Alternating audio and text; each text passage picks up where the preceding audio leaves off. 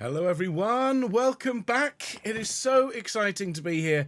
Cannot wait to get started on this project. The Monteverdi Vespers. I mean, what? It's incredible. We are the first and only, as far as I can tell, digital choir ever to attempt and to learn and record the Monteverdi Vespers. We have some of the most incredible resources to learn with. We have 7 weeks to learn all the music, and then of course we get to put it all together and share it with all of you. Now I know I've got lots of people here out there who have been singing with me for a while, but we have quite a few new people. So to all of you, you are also very welcome to this rehearsal. My name is Ben. It is my huge pleasure and privilege to be the musical director of Choir of the Earth. We have been singing together for 3.5 years, probably more by this point, and we have recorded, well, most of the world's great works. Not the Monteverdi Vespers yet, but things like Handel's Messiah, Mahler 2, Mahler 8, Mendelssohn's Elijah, Mozart's Requiem, and so many. But this has been a piece that I've always wanted to do with all of you. So very, very excited to crack on tonight. I'll tell you all about it as we go. This is a launch session, so of course it's open to everyone and anyone. So if you are watching and you haven't yet signed up for this, what is going to be a spectacular course, well, you still have time. Go to choiroftheearth.com and join us for this incredible experience. But if you just allow me a moment, everyone, I just need to check that everything is working. Do I have my... I have my piano, but this is not tuned to equal temperament. It is tuned to 1/4, I should say, mean tone, comma mean tone. I should be explaining all of that in my Around Sound series, which is starting tomorrow. But I think that will do for now. What's fascinating about this, by the way, when you hear these chords, they sound lovely until you start moving to chords that don't use the temperament, and suddenly you get... that sounds jangly until you get back to the key that we're all singing in. Anyway, I need to press a couple of buttons here and just check everything's working. Here is the first movement. Wonderful. Here is the Audi Cellum. Oh. And a little preview of next week, bit of Dixit Dominus. I also have my setup over here so we can listen to the louder parts. So let me just check that this is working over here. Marvellous. Excellent. Excellent. That all seems to be working. So hello, all of you. People are commenting on the setup here. Yes, this is my new studio. I moved just before the last week of summer school. Basically, it comes down to the fact that my youngest, my son, wanted his room back. The room I've been broadcasting in since the winter of 2021 was my youngest's bedroom until that point. And he moved into this room, which is much bigger, but he never really liked it. And so he wanted to go back to the smaller room. No problem from my point of view. There is now room in here to swing a cat. I can't say whether or not I've tried it, but the cat is no longer speaking to me. So who is it? Who is here this evening? Of course, many of you are watching this later on. Hello to all of you. Remember, you can sign up for this course at choiroftheearth.com. It's the Monteverdi Vespers. It's one of those pieces that I think everyone has heard of. Far fewer of us have ever had the chance to sing it, and if we have, it's been one of those life experiences that we always remember. I've always wanted to conduct it, so here we are. And hello to everyone who is watching live but not in the live chat. Special hellos to Helene and Bill and Val in California. And hello everyone who is here. Loads and loads of lovely people. I'm going to need to take a deep breath and see if I can get through as many of these without breathing, but I don't think I'm going to manage it. So here we go. Hello Adrian, hello Atty, hello Alison, hello Amanda, hello Alison, hello Andrea, hello Andrea, hello Andrew, hello Angela, hello Annalisa, hello Barbara, hello Bev, hello Bill, hello Brenda, hello Bronwyn, hello Carol, hello Carolyn, hello Catherine, hello Mark. Hello Christina, hello Christine, hello Claire, hello Colette, hello Craig, hello Dave, hello Jill, hello Diane, hello Cliff, hello Eileen, hello Liz, hello Elizabeth, hello Ellen, hello Emma, hello Gaynor, hello Gillian, hello Glennis, hello Gloria, hello Gwyn. Hello Helen, hello Hilary, hello Hildegard, hello Hugh, hello Jackie, hello Jane, hello Jane, hello Jane, hello Jane, hello Janet, hello Jean, hello Jean, hello Jean, hello Johnny, hello Viv, hello Joy. Hello, Judith. Hello, Kareth. Hello, Leslie. Hello, Linda. Hello, Lisa. Hello, Liz. Hello, Maggie. Hello, Mary. Hello, Michael. Hello, Mike. Hello, Nicola. Hello, Nikki. Hello, Pascal. Hello, Patricia. Hello, Philomena. Hello, Pepper. Hello, Rebecca. Hello, Robert. Hello, Ruth. Hello, Ruth. Hello, Richard. Hello, Sheila. Hello, Stephanie. Hello, Susan. Hello, Susanna. Hello, Suzanne. Hello, Terry. Hello, Terry. Hello, Trudy. Hello, Ulla. Hello, Vanessa. Hello, Wendy. Hello, Wendy. Hello, all of you. I probably missed some people off. Let me have a quick scan down because this is only telling me who's been talking the last couple of minutes.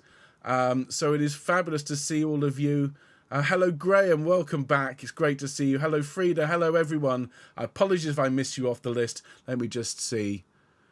Hello, Francis. Oh, it's great to see all of you. Well, thank you so much for being here tonight, folks. This is our launch session for one of the most ambitious things we've ever done. And I do include Messiah at Home, the Delius Mass of Life, Marla 2, all of these pieces. The Monteverdi Vespers is iconic. It is monolithic. It is one of those pieces that, well, it allows you quite significant bragging rights when you are in the pub talking to fellow choristers. Well, of course, I've sung the Mozart Requiem and the Vivaldi Gloria, but I've also sung the Monteverdi Vespers. So let's crack on, shall we? Do enjoy tonight. If you have your score, you will need it to sing along with tonight. We are, of course, using a copyright score. It is the Clifford Bartlett edition, and you can find the link to buy that through the members area. So I can't show the score up on screen for tonight, but I will show as much as I can in terms of slides and so on. So let's get started, shall we? I'm going to press my button. Hopefully the launch will begin. Here we go, everyone. Welcome, all of you, to Choir of the Earth's very, very special course. This is really the big one here in 2023, the Monteverdi Vespers. Now, Monteverdi, here he is. There are very few pictures of him for obvious reasons. He was a composer active in the 16th and 17th centuries. What we do know about him, I will share with you, and what I can't fit into our rehearsals over the next 7 weeks is all going into a very special Around Sound course.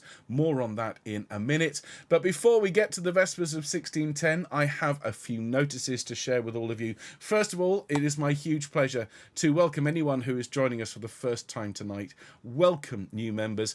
As you probably saw before we started at 5 o'clock, there is a vibrant live chat going on, and you can watch that whether you're here live or later on. If you are here as we're streaming, please do consider popping up and saying hello to everyone. It is a very, very friendly community.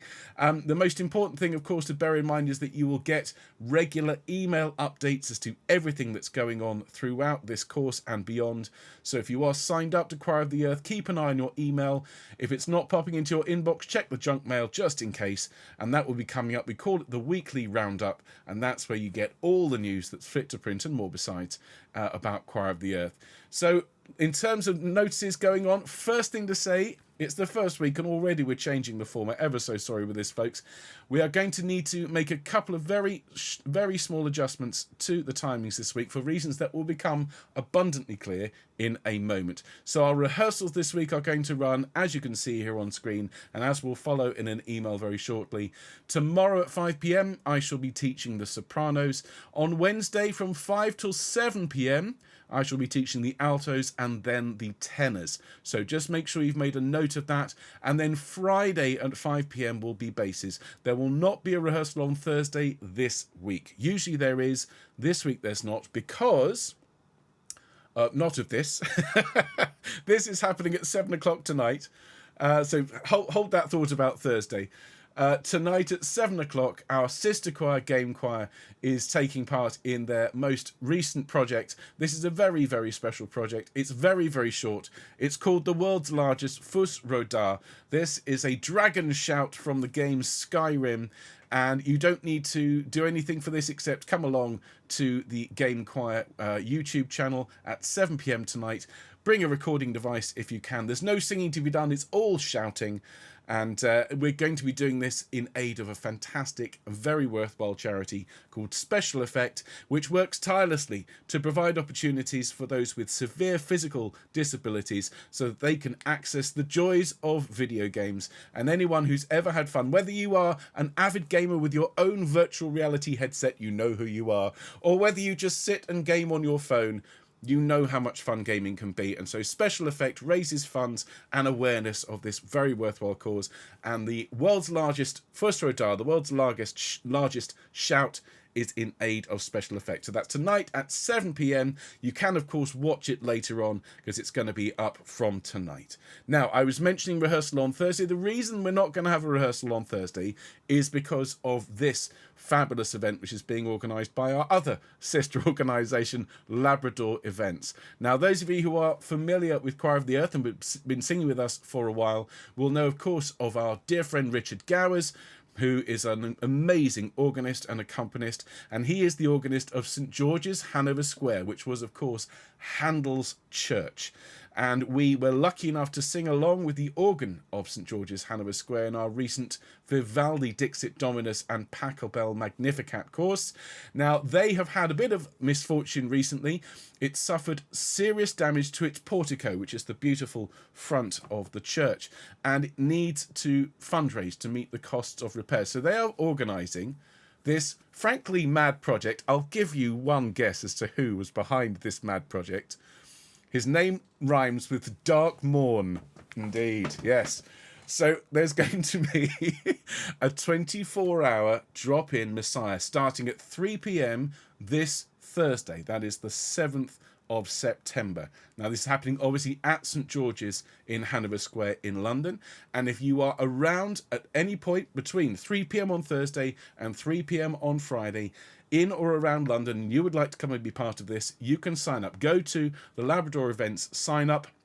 They're asking for a small donation for each hour that you are there. And as a little enticement, well, they've lined up some amazing people and me to come and conduct Messiah for 24 hours. And conductors include yours truly and people like John Rutter, Ralph Allwood, Hugh Morris, Jennifer Johnston, Jamie Hall, Matthew Watts, and more.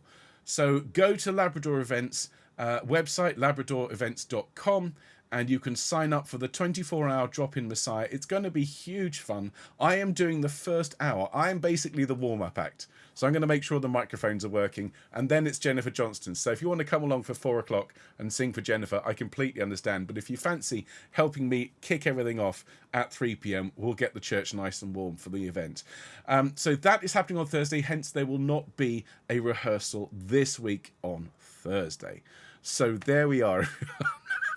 Never let it be said that we don't do mad things. And of course, all of the money raised for this is going to go to St George's, Hanover Square, to help them rebuild their portico, because it's obviously a historic building. We owe St George's, Hanover Square a great debt of gratitude for letting us use their organ, and obviously the accompaniments for the Vivaldi and Pachelbel were absolutely sublime. We hope to be able to sing with them again.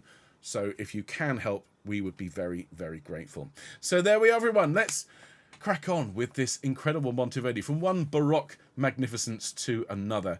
Now, the Vespers of 1610. I would love to know, those of you in the comments, if any of you have sung it before. It is one of those pieces, I think most people have heard of it, but it's one thing to have sort of flicked past it, seen its title in a list of the top 100 choral works of all time. It's another thing to have experienced singing it, because it is quite literally another world. We're used in today's modern society to singing to a certain style and a certain series of notes. Everything really from the Baroque era onwards is fair game. Bach, Handel, all the way through to Mozart and Haydn and Beethoven and Schubert and everything from the 20th and 21st centuries.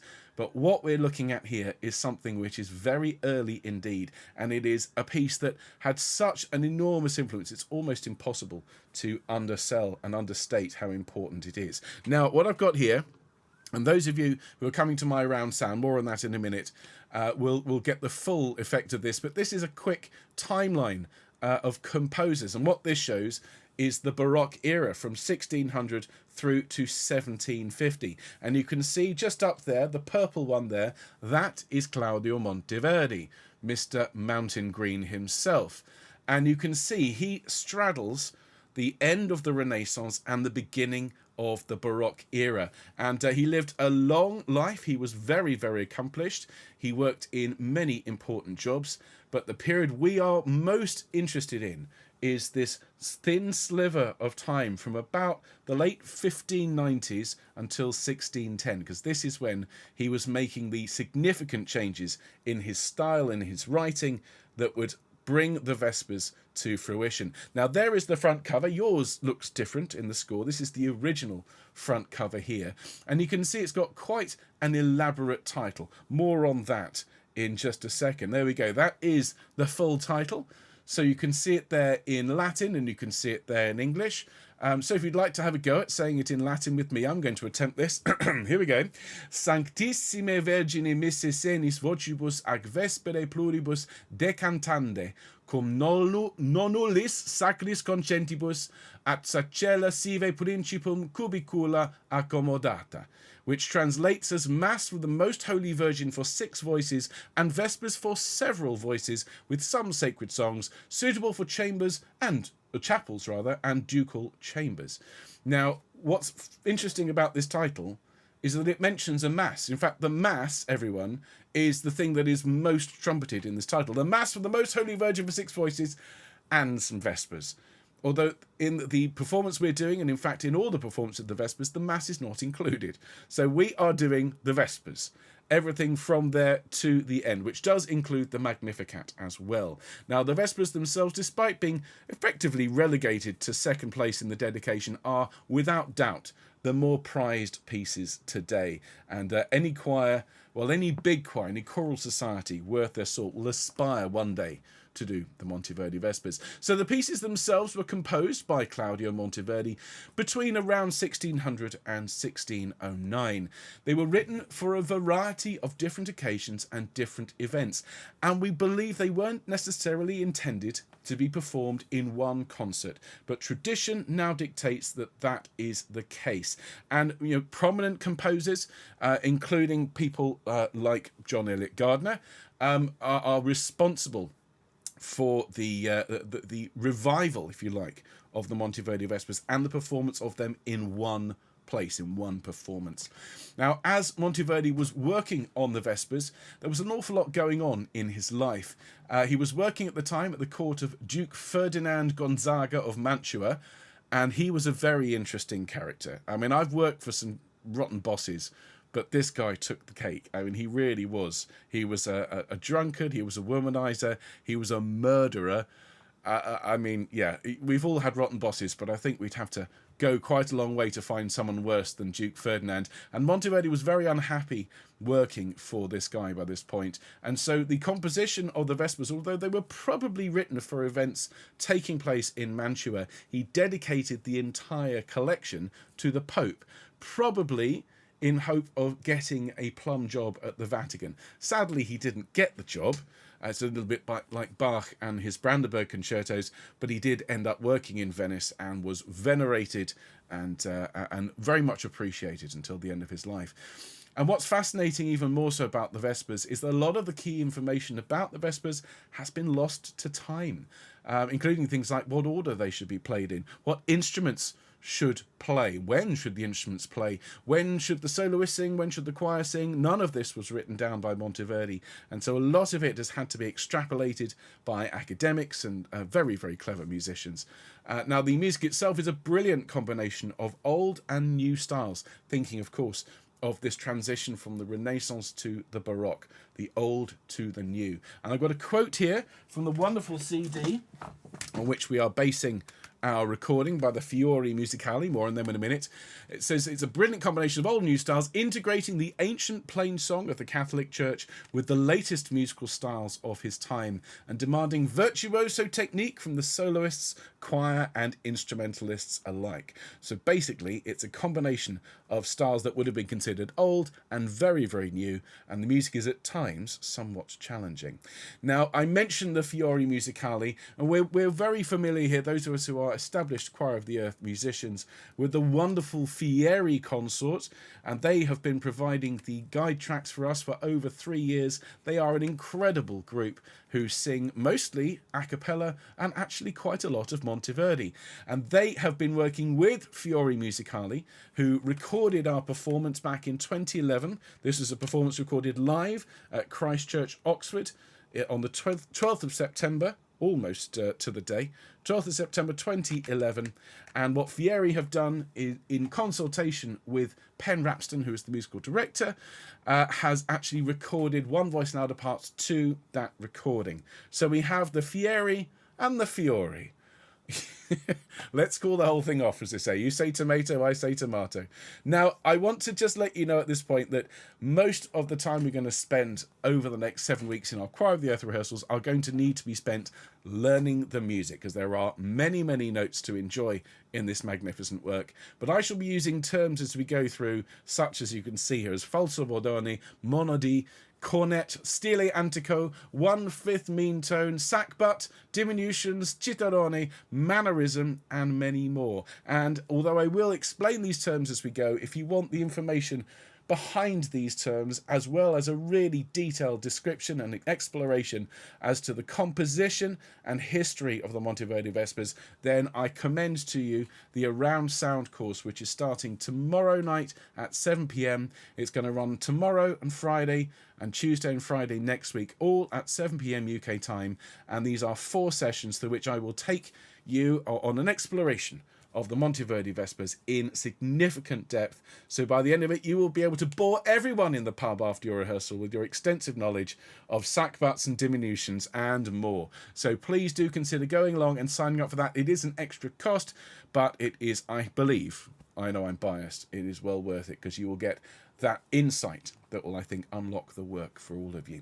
Now, let's talk about the work itself. There are 12 movements that involve the choir, and quite a lot of it, well, we are going to need to spend significant time on. Some of them are very short, some of them only involve things like the sopranos, but these are our 12 movements. Interestingly and slightly hilariously, when I sent this list to my wonderful team, the autocorrect changed the name of the first movement, but more on that in a second.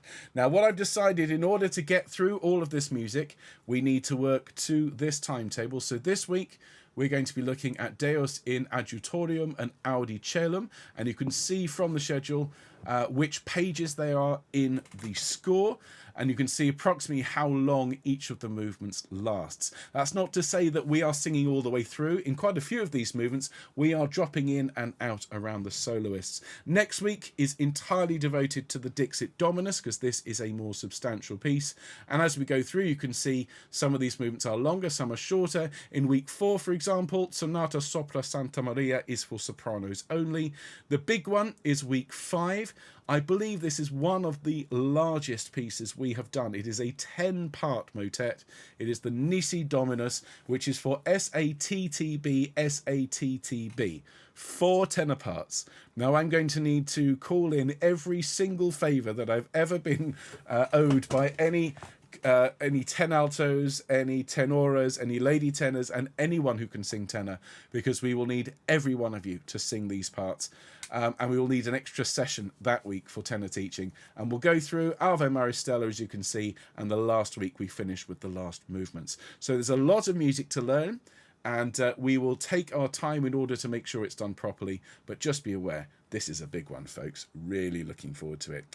So, the movements this week, Deus in Adjutorium is the opening movement of the Vespers, and we're going to listen to that in a moment, and then we will look at Audi Celum to follow.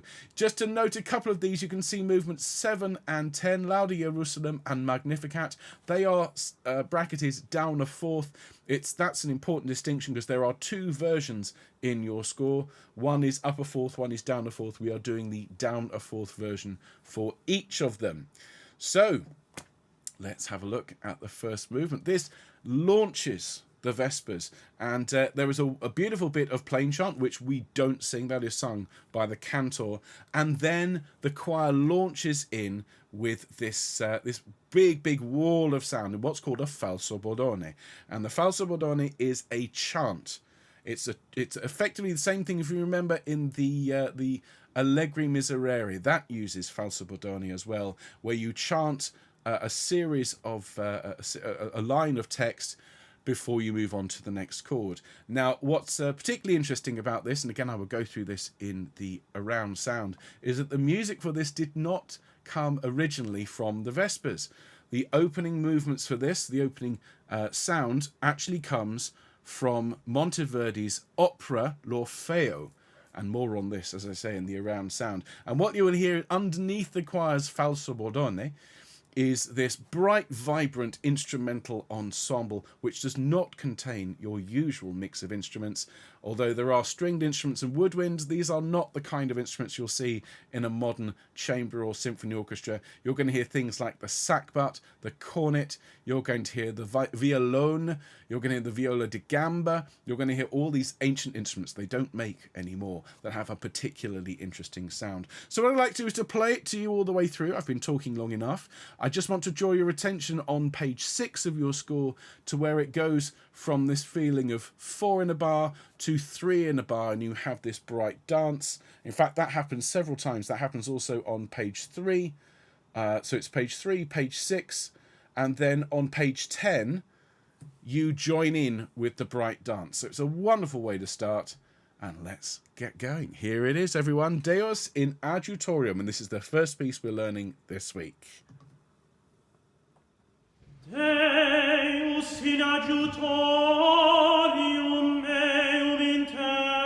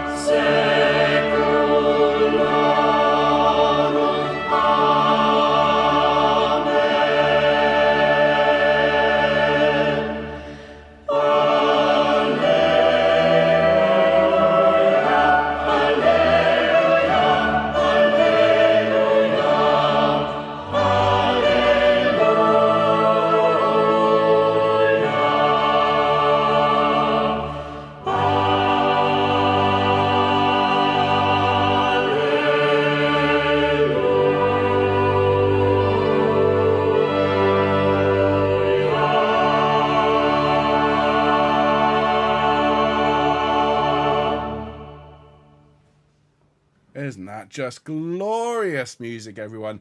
I'm sure you'll agree, not the hardest thing that we've got coming up, particularly those of you that listened to the full performance those few weeks ago. Things do get substantially more complicated. This is just a big, big chant at the start with that lovely interplay between the straight time and then the compound time, the dance-like feel. That, of course, is a combination of the original Fiori Musicali track with the Fieri consort one voice louders over the top. And people are asking in the comments, are we going to have access to the MP3s? Of course you are. They will be up just as soon as we can. And we will be asking people to bring along devices if they wish to. You will have the option at the end of each bit of teaching to sing along and capture the recording then and there. You also have the option to just sing along and to come back and watch that bit of the rehearsal and record then. Or if you prefer, and I'm speaking mainly to those of you that are new to the choir, we will produce special conducting tracks which just extract the bit that you're singing. And I ask you to press record on your phone, to clap, and then to sing along with the guide tracks, and you'll hear one voice louder for each of the parts so that you can sing along with the parts that you want to perform with. Now, you've noticed, I'm sure, it's soprano 1, 2, alto, tenor 1, tenor 2 and bass, but if you have a look there at soprano 2, for example, yes, there's one F sharp, but the rest of it is all, I think, within the reaches of most first altos as well. I do have to say to the altos, obviously we aren't in charge of the score that was used, and I do concede that you're going to have to get used to singing at the tenor line. What's written there effectively looks like an octave higher than you're used to singing, but this is written because this is as Monteverdi wrote it, for mostly male voices. So altos, this is going to be a journey of discovery for you. By the time we are 7 weeks through this, you will find this a doddle, but to begin with, it is going to take a bit of time. The good news is that there is only one alto part for you in this piece. All right, everyone? So I think we could have that again before we move on to Audi Cello. It's so bright. This time, I mean, you're very welcome to sing along. I might invite you to just follow along with the instrumental parts. Okay, it's quite a rare thing that we get a chance to do this. Most of the time we record along with piano or with organ or a cappella. Here we have these amazing instruments. And just look at how many fast notes are written here, and about how the fast lines as will pass between the instruments. This is very, very advanced and also very exciting. It comes, as I say, from Monteverdi's opera L'Orfeo, and the opening movement of L'Orfeo, this is the story, of course, of Orpheus in the underworld. It's actually marked as a toccata, which is a piece that's very hard to play. And so this is a good example of that virtuosic, that really challenging instrumental writing that I was talking about a few moments ago. Let's have it again. This is the opening movement of the Vespers. Here we go. Deus in adjutorium meum intende.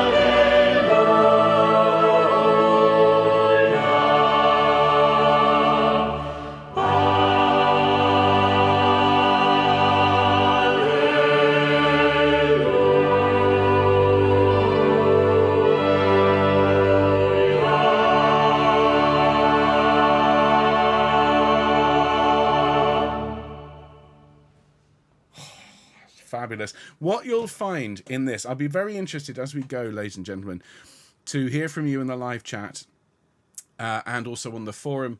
What you probably won't find is too many earworms. You're not going to have that kind of musical experience, but you will, I think, find little sections catching in your mind. It's not quite the same as an earwormy tune, For me, it's that da da da da da da da da. It does catch in the brain. It's really, really lovely. So that is the opening. That is our first movement this week. It's not going to take a huge amount of time for us to learn, but I think we have to get used quite quickly to a couple of key things. One of them is the change of time signature, that change of 1 and 2 and or 1 2 3 1 2 3 1 2 3. That sort of thing happens quite a lot and quite freely throughout this piece. This is one of the features, I think, of the Renaissance style, this dance-like style, where you go with these from these different emphases. It doesn't happen so much in the Baroque. That's where the hemiola idea comes from. It's sort of hidden away in something that is a bit more stable. The other thing to note is that the tuning is ever so slightly different to modern day singing, as I've been mentioning.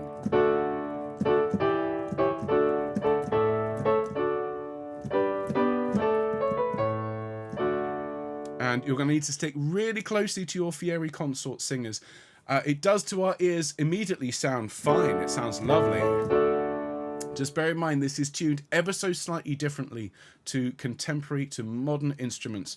This is this 1/5 comma mean tone tuning, where things are just slightly different to give you that much more natural sound. And so just bear that in mind. Sometimes I'm going to ask you to sing something that might feel a little bit flat or a little bit sharp. This is to do with the tuning rather than me having completely lost it. So there we go, everyone. Now then, let's have a look at the other movement that we're looking at this week. And people are saying, is it at Baroque pitch? No, this is at concert pitch, but at 1/5 comma mean tone. So what that means is, if I play the, in fact, just for those who are interested, which is about 3 of you, and you can hear that didn't sound entirely well. I'll do that again.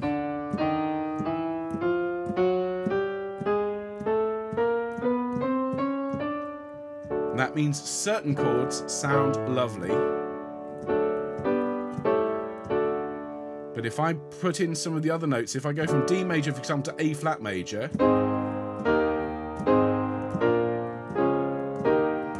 I mean, that sounds really out of tune.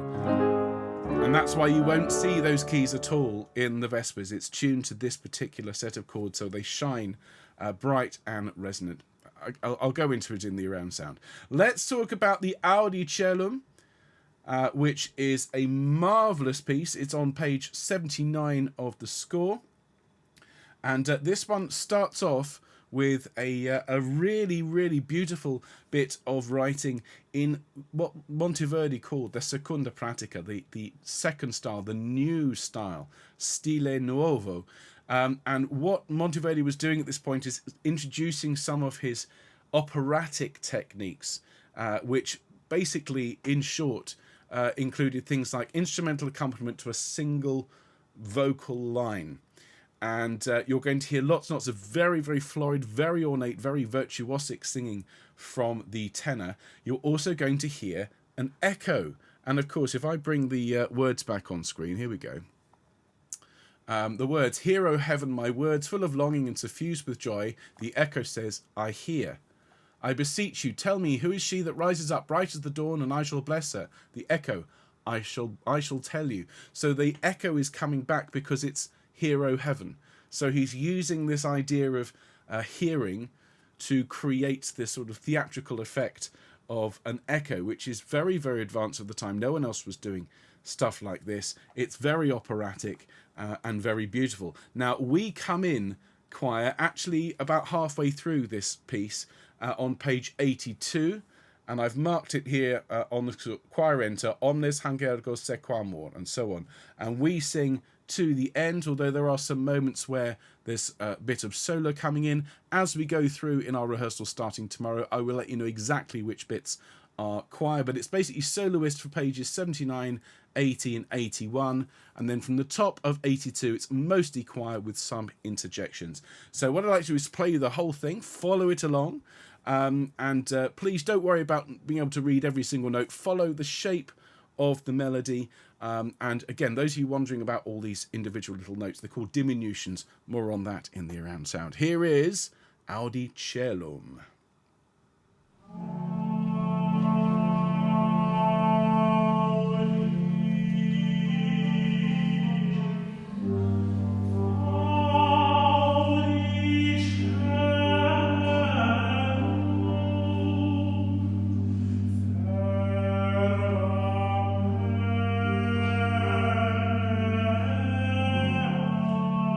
My words of longing.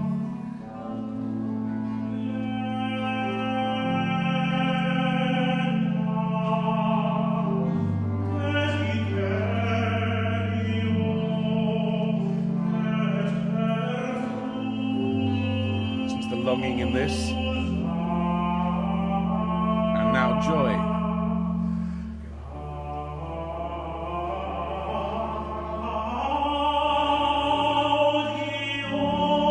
And now the echo.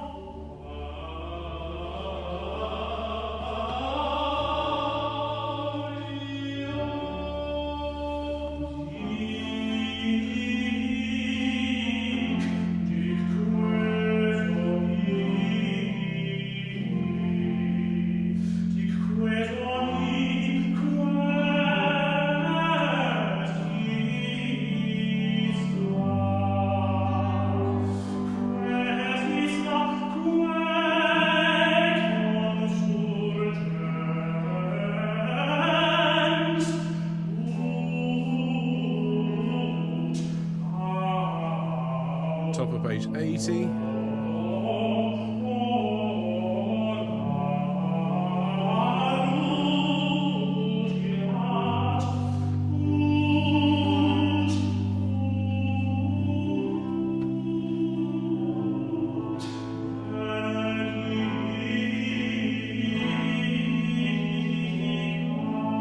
And the echo.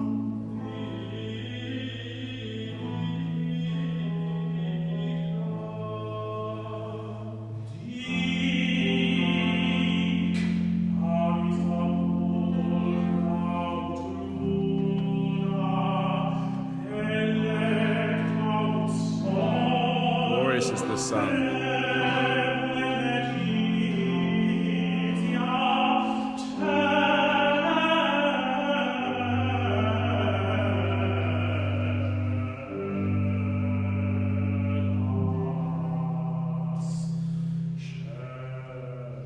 So this is heavens and the seas.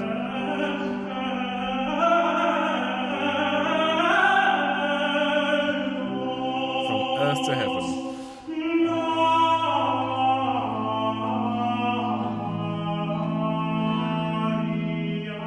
And the echo.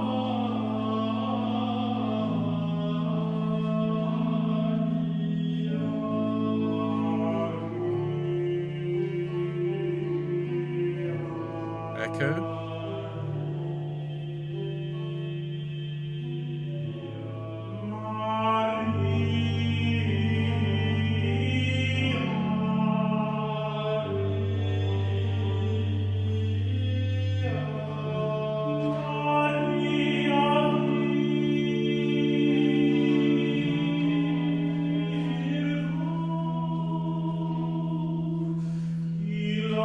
Over to 81.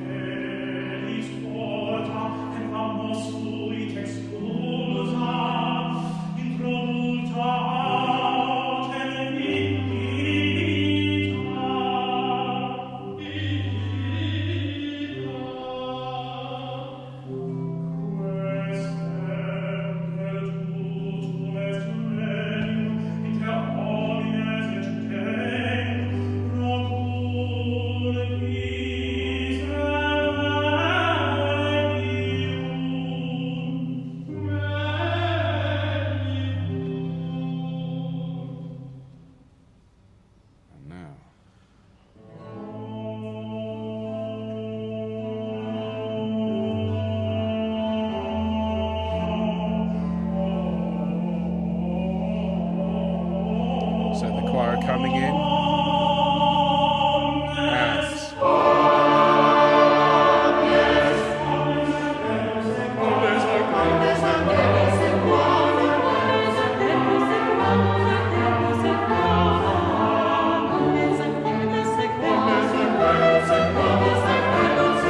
And page 83.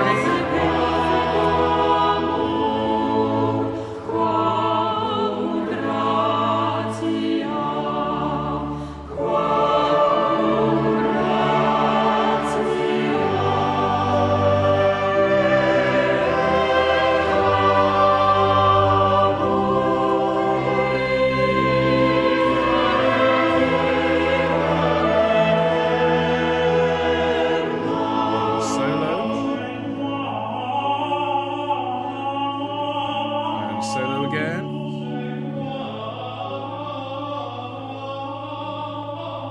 Now choir.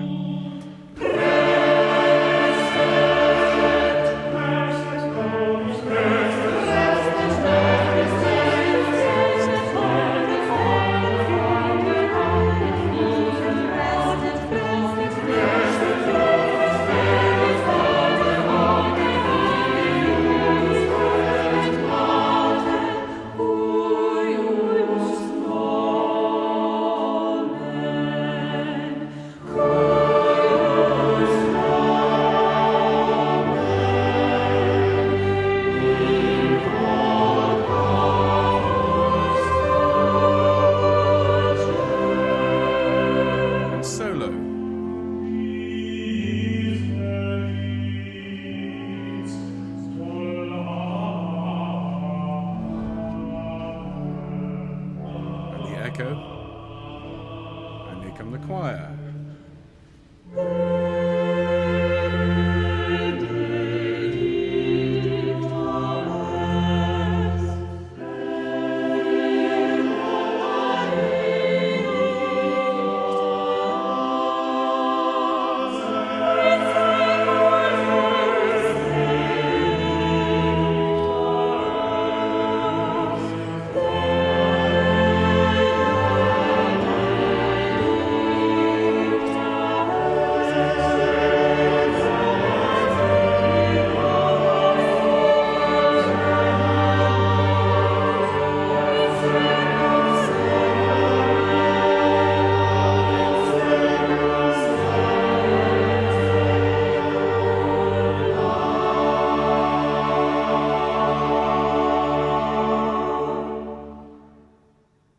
Well, there we have it. That's the first time anyone out there has heard that particular recording. Bear in mind, it's got the Fiori consort buried in there. Now, what I'm going to do is I'm going to put the words up now in English, and I'm going to play that again. I'm not going to play all the solo bit at the start, because it's wonderful singing, but we want to get on and learn the chorus parts. So what we're going to do is we're going to listen along. Now, this is not the full recording. This is a combination of all the louder parts, so you'll hear far less of the orchestra in these mixes and far more of Fieri. So let's go through that again. We're going to pick it up from Omnes at the top of page 82. And you've noticed, I'm sure, that again we're going from one time signature to another and one tempo to another. The omnes, omnes, da da da da da da da da da da, much faster. It looks like the notes should be long because they're written as minims or as half notes if you're in the States, but that's no bearing at all on the tempo. It's moving very quickly indeed. So this is where the one voice loud parts will come in handy. Let's have it again, shall we, everyone? Let's pick it up from the Omnes. So this is the bottom of page 81.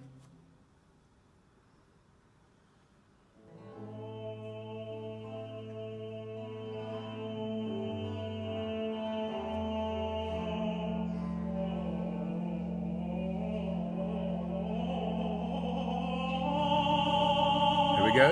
And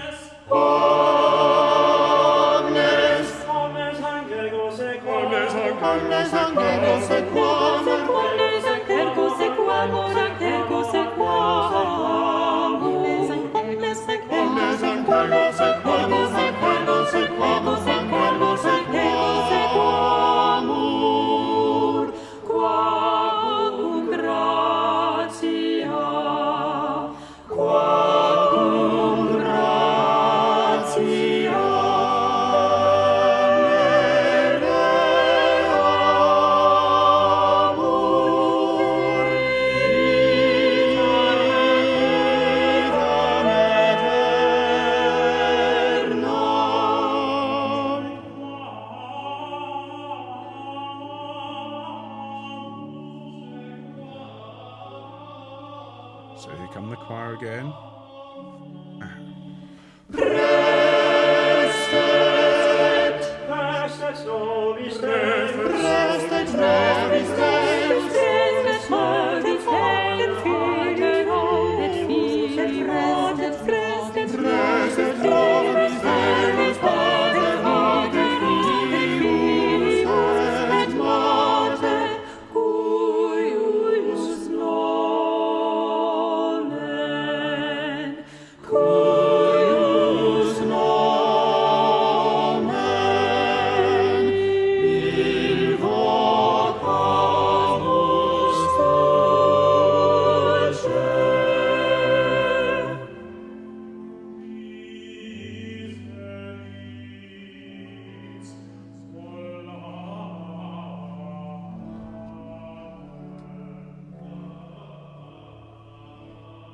And the choir again.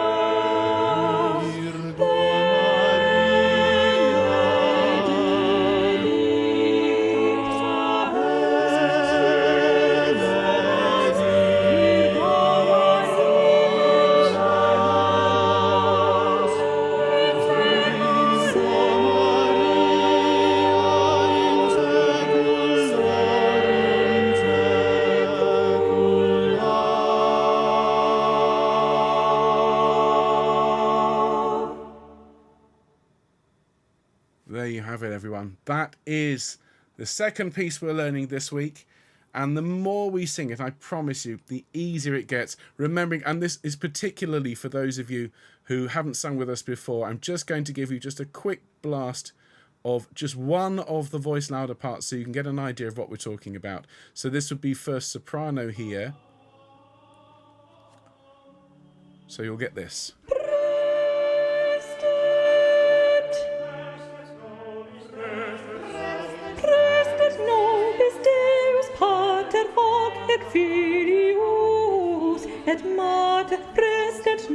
And so on. It really is a fantastic way to learn a demanding work. You've got everything you need. I will take you through line by line, note by note, word by word, and then you can practice along with the one voice louder parts until you are ready to record, and then you record and send your parts in, and then they are mixed together with hundreds if not thousands of submissions from all around the world to form this incredible sound. And I know I can speak for Pen Rapston, who's the musical director of that wonderful original Fiori performance, when I say I cannot wait to hear the Choir of the Earth singing the Monteverdi Vespers. It could very well be the largest choir in history to sing this, and I think the contrast with the enormous sound that we can make with that beautiful, delicate singing of the soloists is going to be tremendous. So that is the music for this week, everyone. We will start with the first movement, and then we will look at the choral parts only of Audi Cellum.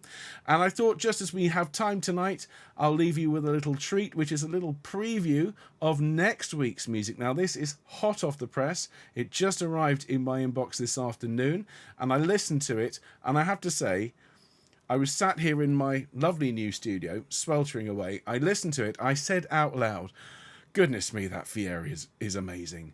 Is there nothing you guys can't do? Bearing in mind that this is the choir that very recently sang things like The Lark Ascending, well, that Eric Whittaker music, Bohemian Rhapsody, Indodana, Bridge Over Troubled Water, but I feel this is where they are at their most comfortable. This is their bread and butter, everyone. So as a little treat, if you'd like to follow along on the score, this is page 12. We are, of course, very familiar in Choir of the Earth with the Dixit Dominus. But do enjoy this. We will be learning this next week. And again, there's moments where it's just solo and just choir with a lovely what's called ritornello, which is just for the strings. So this is our main job for next week. Do enjoy, everyone. This is a premiere, as I just need to click a couple of buttons here so that we can hear it all. And it is, as I say, an absolute treat to hear Fieri do what I think they would consider they do best, which is Monteverdi. Here we go, everyone. Dixit Dominus.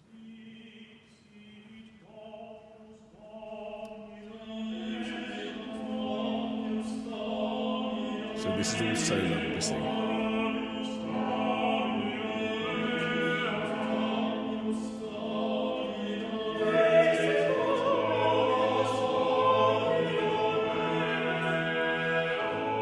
Page 13.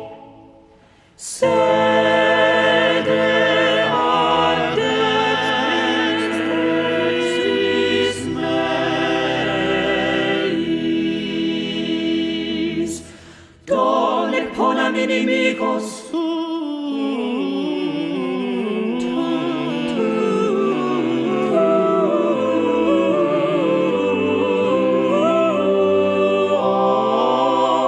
scaberum pedum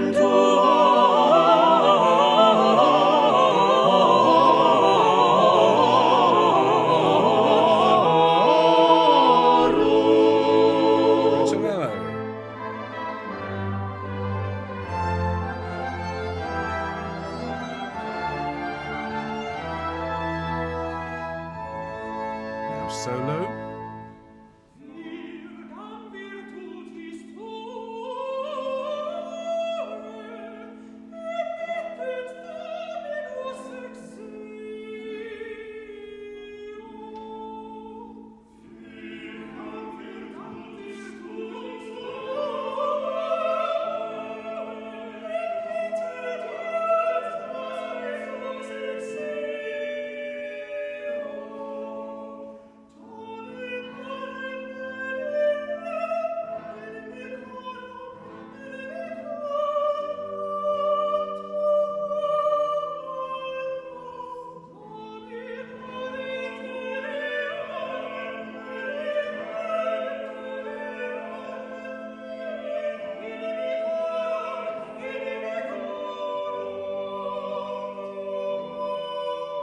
Now choir.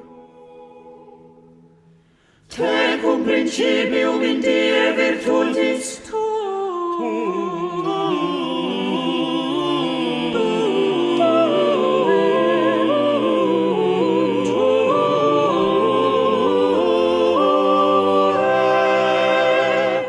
in splendoribus sanctorum ex utero ante luciferum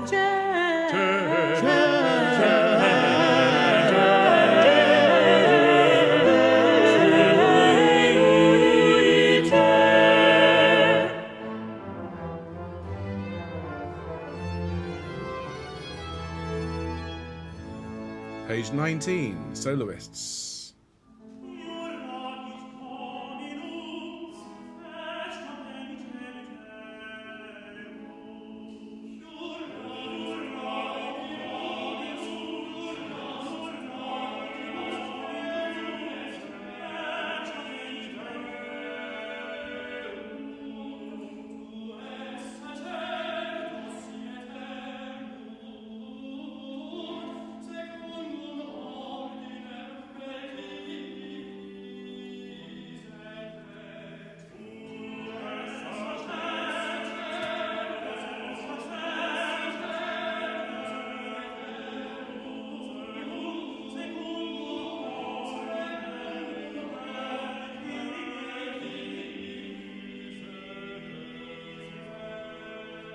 And the choir come in, bottom of 20.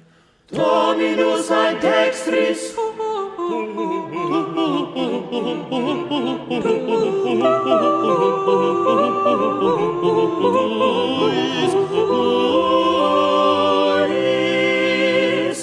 confregit in die ire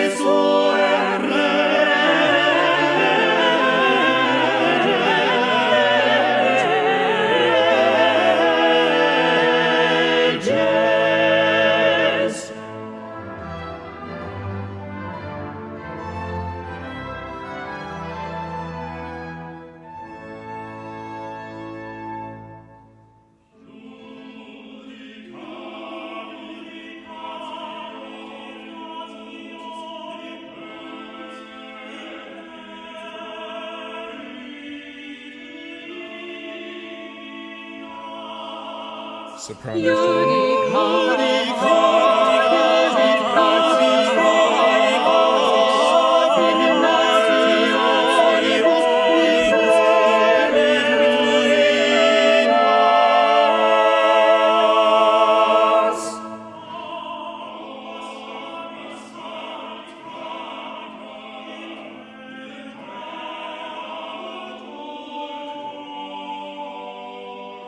again. And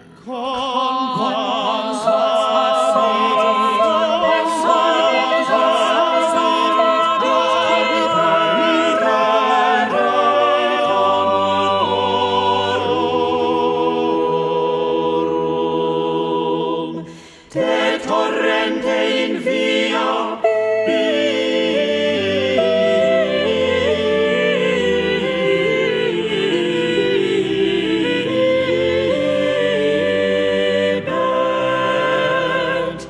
propter exaltabit